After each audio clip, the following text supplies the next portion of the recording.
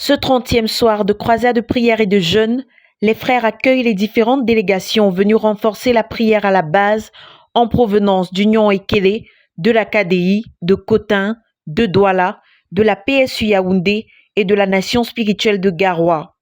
Les témoignages de la main de Dieu à l'œuvre dans ces localités à travers la prédication massive de l'évangile de Christ, les conversions, baptêmes, implantation d'églises, suivi de jeunes convertis, miracles de guérison et délivrance, suscitent des actions de grâce abondantes des saints élevés au Seigneur. Nous avons pris tout ce temps pour remercier Dieu, comme pour marquer la fin de l'exposé sur la manière dont David s'y est pris pour bâtir la nation d'Israël, commente le leader. Certains des frères qui étaient à la retraite des assistants du ministère ont travaillé très dur pour résumer les enseignements qui y ont été dispensés et en ont fait un livre.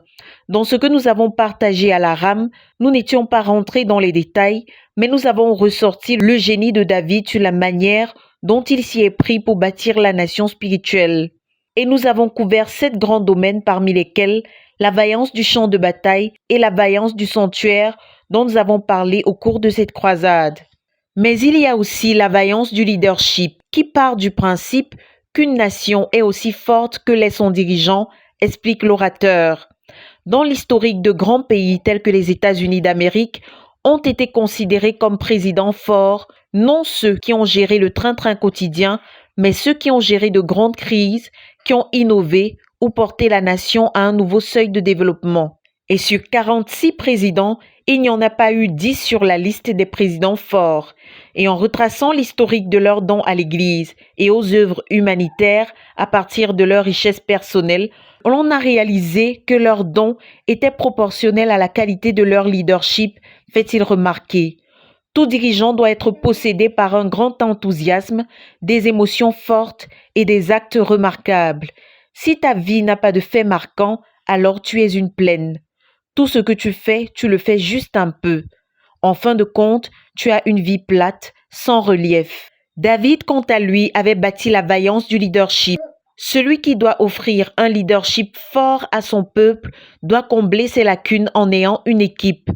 Tout dirigeant doit être fort et développer ses forces consiste en partie à identifier les points où l'on a besoin d'être complété. Connais-tu en quoi tu as besoin d'être complété? Questionne-t-il. Tout dirigeant fort a des gens qui le complètent dans ses points faibles, dans ses domaines où il est aveugle ou moyen. Si tu veux tout faire seul, tu n'iras pas loin. Le roi Assuérus avait tout pouvoir, mais il se faisait aider de 7 eunuques pour gérer ses problèmes domestiques. Il les avait pour combler ses lacunes dans la sagesse. Le roi Darius avait jusqu'à 120 satrapes et des régents sur lesquels il voulait nommer Daniel. Mais quand on est venu se plaindre de Daniel auprès de lui, il a jeûné 3 jours pour que les lions ne le dévorent pas.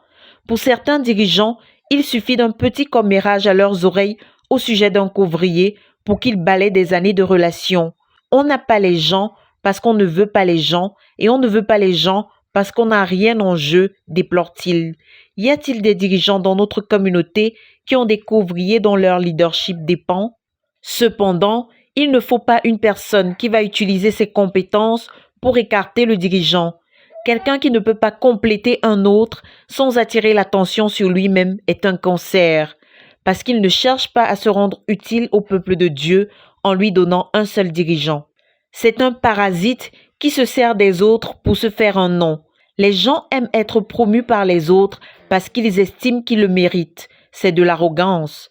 À Yaoundé, nous avons eu la grâce d'avoir un homme qui nous a vus avec les yeux d'amour de Dieu et nous a exaltés en faisant ressortir le meilleur en nous, et nous avons fini par penser que nous pouvions le corriger et le tailler à notre mesure, déplore-t-il.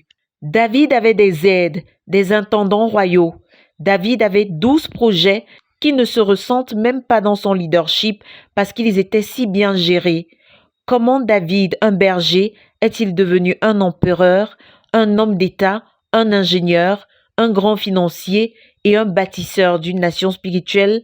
Comment est-il allé si loin dans sa vie? Qu'est-ce qu'il a entamé sans y être excellent? Quand on est rempli du Saint-Esprit, on est plein de sagesse, d'intelligence, de connaissance. Offrir à la nation un dirigeant compétent fort mais pas orgueilleux, c'est développer ses points forts en se rattachant de la complémentarité pour être un dirigeant apte à ses devoirs. C'est cela la vaillance du leadership.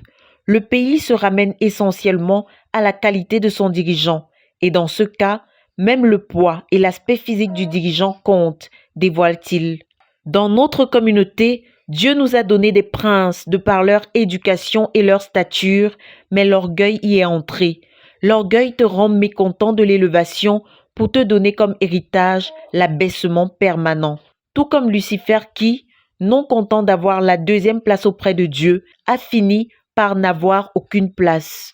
Nous avons besoin de dirigeants qui ont l'humilité et le génie qui les rendent capables d'avoir des personnes qui vont les aimer. Des personnes qui apportent le meilleur d'elles-mêmes et non qui cherchent à flatter le dirigeant pour qu'il sombre dans ses erreurs, ou celles qui pensent émerger dans le cœur du dirigeant en n'exprimant pas leurs idées. Parmi les altruistes et les philanthropes, certains ont reçu l'onction de Dieu dans la psychologie humanitaire. D'autres cherchent la connaissance pour rehausser le niveau de vie de l'homme. D'autres encore cherchent le pouvoir pour aider l'humanité. Mais il y en a qui voient que les hommes ont besoin de certaines catégories d'hommes, tandis que Dieu suscite dans les vies des personnes qui sont comme Dieu le Saint-Esprit pour aider, d'autres qui sont comme Satan se trouvent trop grands pour être subordonnés. À l'image des femmes qui militent parce qu'elles croient que la responsabilité de créer des hommes est minime, parce que pour elles, être l'aide de quelqu'un leur semble méprisable. Mais il y en a qui voient la vocation de produire des hommes pour les autres. Celui qui doit aider doit avoir la capacité du Saint-Esprit qui consiste à aider un homme. Même le Seigneur Jésus cherche à faire des dons d'hommes aux hommes. Et il a donné certains comme apôtres, d'autres comme prophètes. Ce sont là des personnes que Dieu a recrutées dans son industrie de salut pour créer des hommes pour des hommes. Le moi et l'orgueil ne sont que de la stupidité. Qu'y a-t-il de si mauvais à être appelé à être le Saint-Esprit dans la vie de quelqu'un? Puisse Dieu susciter ceux qui complètent les dirigeants par leurs compétences, par leur expérience de vie, ceux pour qui aider un homme a plus de sens que chercher leur propre nom ou que de se servir des autres, implore-t-il avant d'appeler les frères à prier que le Seigneur bénisse notre ministère avec ceux qui font des dirigeants. De Koumé pour la RTVC, Cynthia Siaka.